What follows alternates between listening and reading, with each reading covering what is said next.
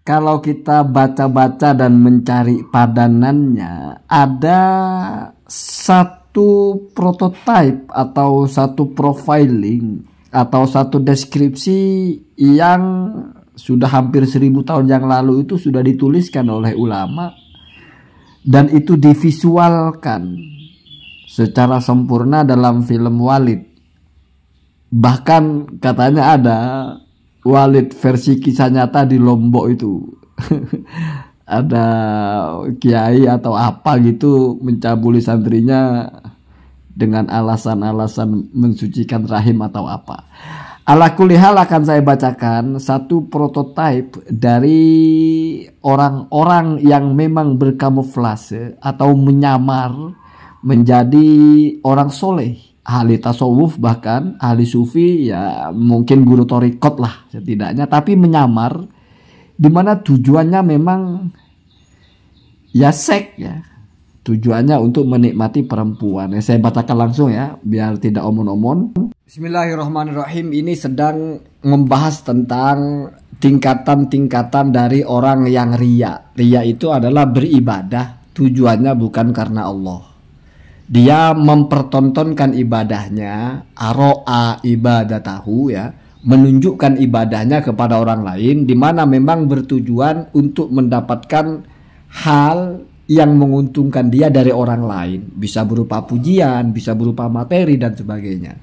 Artinya bukan ingin dapat keridhaan Allah. Dan di tingkat yang paling tinggi atau tingkat yang paling buruk adalah apabila dia sengaja mempertontonkan ibadahnya justru untuk mencapai sesuatu yang dilarang oleh syariat.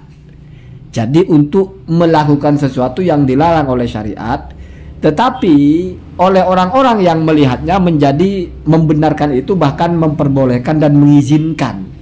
Artinya dia ini bisa memoles hal-hal yang ilegal, bisa menjadi seolah-olah legal. Nah, saya bacakan langsung ya. Bismillahirrahmanirrahim. Salah satu dari contoh orang-orang yang mempertontonkan ibadahnya, mempertontonkan kesolehan untuk mendapatkan hal-hal yang secara status hukum berdosa, tapi dia bisa memperoleh itu dengan dihormati, bahkan bukan dianggap pelanggaran, adalah seperti berikut. Waqad yudhiru ba'duhum ziyat tasawufi. Dan terkadang sebagian dari mereka itu, orang-orang yang riya itu, mempertontonkan ziyat tasawuf, pakaian atau simbol kesufian. Ya mungkin, ya sekarang mungkin berjubah, gampangnya begitu ya, bersorban, persis kayak Walid itu ya, ada pinnya di jidat itu, entah apa maksudnya itu. Kemudian wahai atal usyu'i, dan juga dia mempertontonkan tingkah laku orang-orang yang khusyuk ya, seolah-olah dia khusyuk gitu ya, tingkah laku kehusyuan. Wa kalamal hikmati, dan juga mempertontonkan ucapan-ucapan yang mengandung hikmah, ucapan-ucapan yang ilmiah ya, yang mengandung ilmu, ala sabilil wa'dzi wat tadhkiri, dalam rangka atau dengan cara dia menyampaikan nasihat dan menyampaikan peringatan-peringatan. Jadi suka berceramah yang menyentuh, pakaiannya soal-ala sufi, terus gayanya sok khusyuk, sedikit-sedikit astagfirullah, subhanallah, kira-kira begitu ya. Wa innama qasduhu at-tahabbubu ilam ro'atin aw ghulamin li ajlil fujuri. Wa innama qasduhu, itu waw haliyah mungkin tepatnya ya. Dalam keadaan qasduhu, adapun tujuannya tahabbubu adalah hanya untuk mendapatkan cinta atau disukai atau diminati ya, ilam ro'atin, kepada perempuan, oleh perempuan, au hulamin ya, atau mungkin gay ya, atau laki-laki, tapi hulam itu bahasanya itu laki-laki yang mirip-mirip perempuan, atau laki-laki yang juga membuat laki-laki lain itu bernafsu ya, ya homo mungkin ya. Li ajlil fujuri, tujuannya untuk melaksanakan kemaksiatan. Jadi ada Pak, orang-orang itu yang memang dari tingkah lakunya itu, dari ucapannya itu dikemas ya, persis Walid ini bangun dia narasi bermacam-macam. Tujuannya untuk, bahasa kasarnya, menikmati perempuan itu, menyalurkan hasrat seksualnya. Tetapi itu menjadi legal, setidaknya dalam pandangan orang-orang bodoh di situ. Kenapa? Karena ini sufi. ini guru torikoh misalnya, ini mursyid kok. Pakaiannya aja begitu. Kalamnya selalu mengingatkan hal-hal yang berbau-bau akhirat gitu ya. Selalu al-wa'dhu wa tadhkir, nasihat, peringatan ya. Tapi tujuannya itu ya untuk menjatuhkan atau untuk menundukkan hati-hati perempuan ya. Perempuan harus hati-hati ya. Hati-hati yang pertama itu jamak ya. Menunjukkan hatinya para perempuan. Menundukkan ya. Biar dapat akses untuk melakukan kejahatan. Al-fujur. Kalau al-fujur berarti bukan menikah.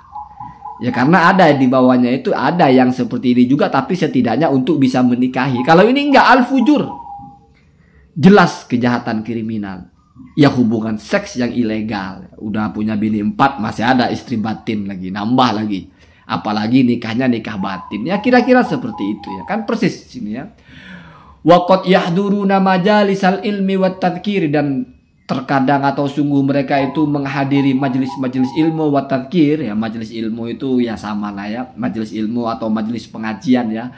Wa halakil Quran, mungkin begitu bacanya. Halakotun halakoni halakun ya. Halako Al-Quran, diskusi-diskusi Al-Quran ya. Wa halakil Qur'ani yudhiruna rughbata.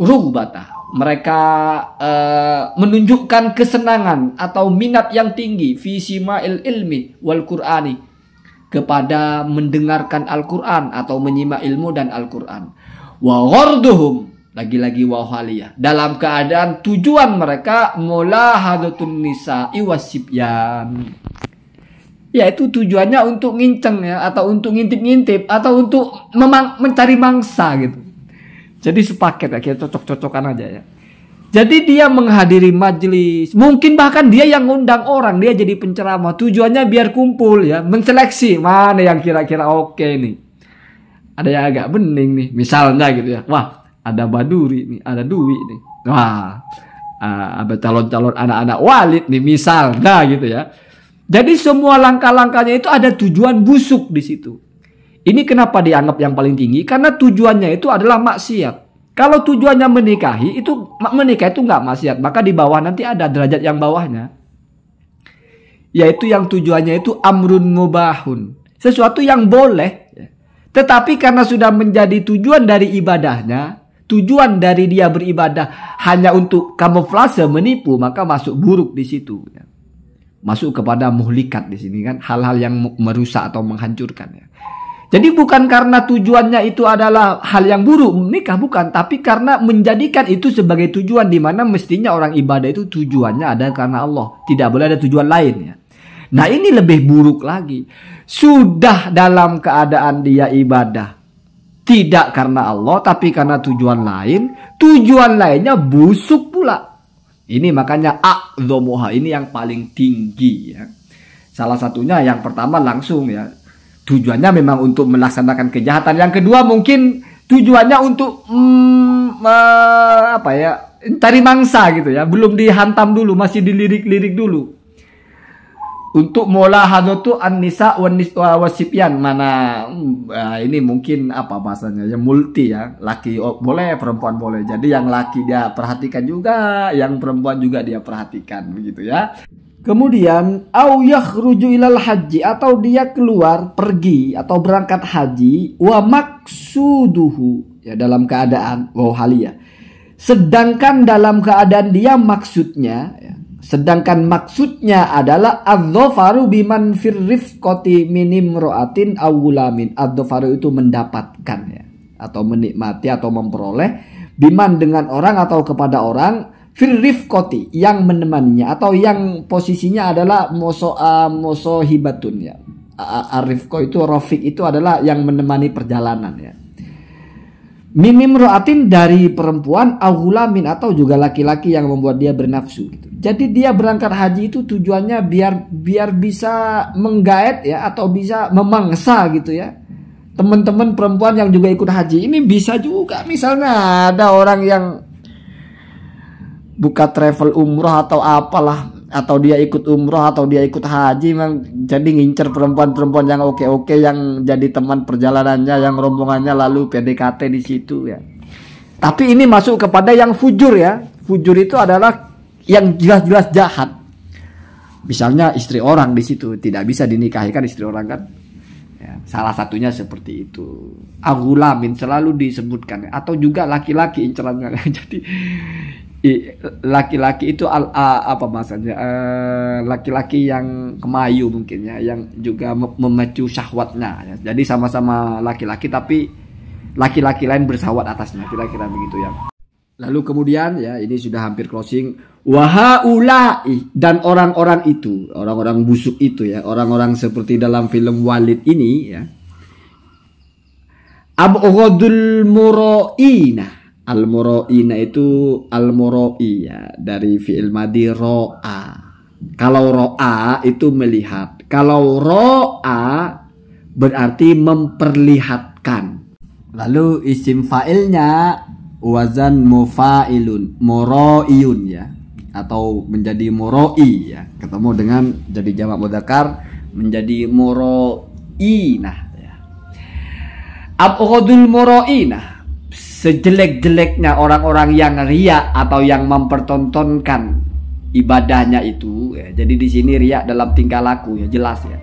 Ibadahnya itu dipamerkan ilallahi, di sisi Allah Ta'ala, Maha Suci Allah itu.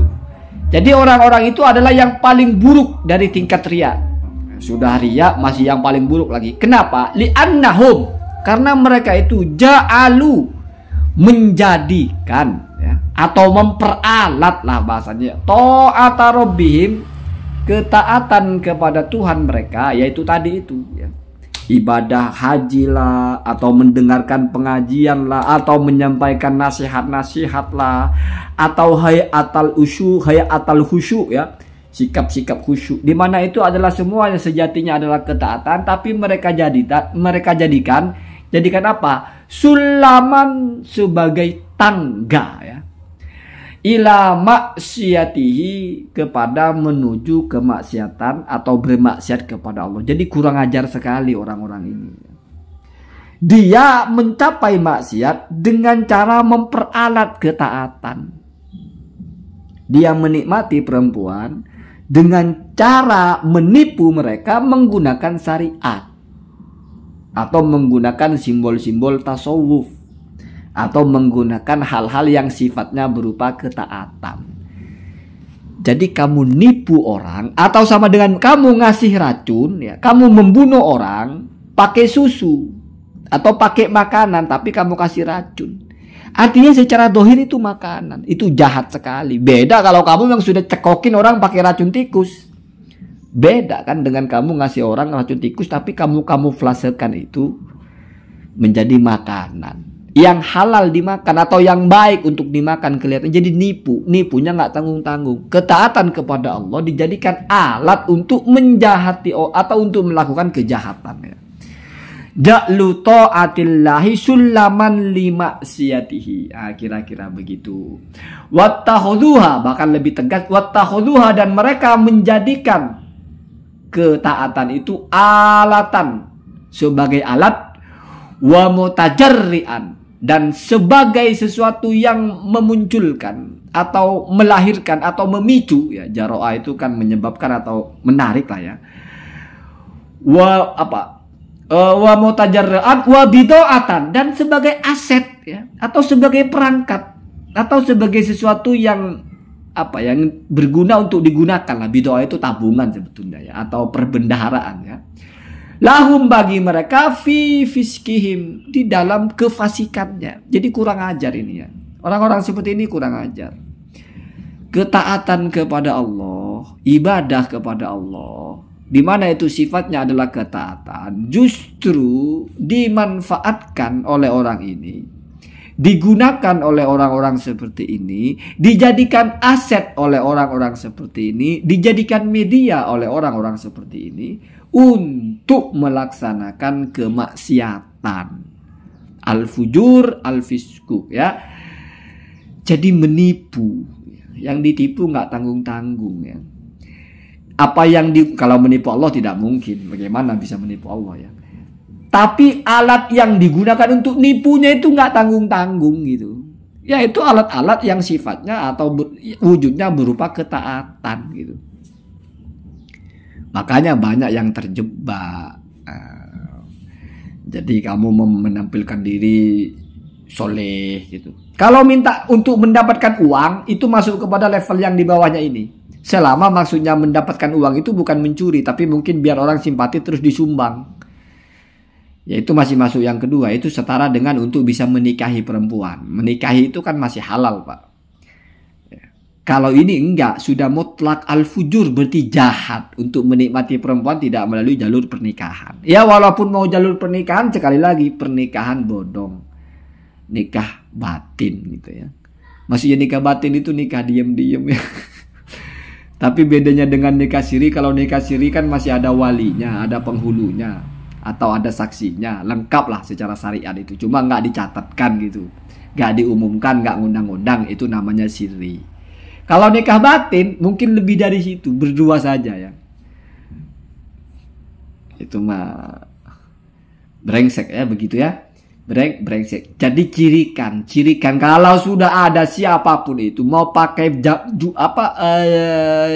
apa bahasanya? Sorban berapa lapis, jubah berapa lapis, mau punya ilmu sundul langit, kalau ujuk-ujuk dari pembicaraannya mau enggak dengan saya, kita nggak usah nikah, kita ikut syariat supi misal. Udah timpukin aja, timpukin ya, timpukin. Biasanya kelompok-kelompok begini kelompok-kelompok yang tersembunyi.